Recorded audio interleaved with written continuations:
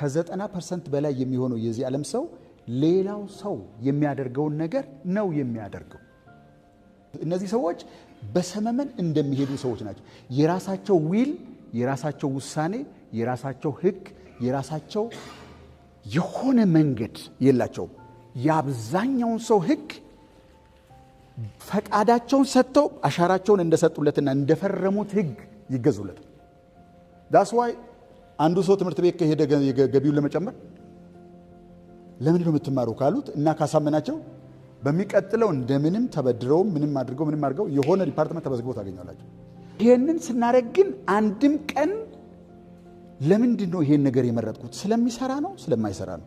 ከዚህ ውሳኔ በስተጀርባ መርህ አለ ለሁሉ ሰው የሚሰራ ብከተለው የሚያዋጣኝ የለም። ኦኬ ይሄ አሁን ማደርገው ነገር ወደ አስቀመጥኩት ራእይ ያስኬደኛል? ኢን ዘ ፈርስት ፕሌስ ራእይ የሚባለው ነገር ካለ ማለት ነው። እንደዛ የሚባል አናሊሲስ የለም። ዝም ብሎ መኖር ነው። እዚህ ቦታ ላይ ካለው ማህበረሰብ ውስጥ ነቃ ስትሉ የዓለም ህዝብ ነው የሚወርድባችሁ።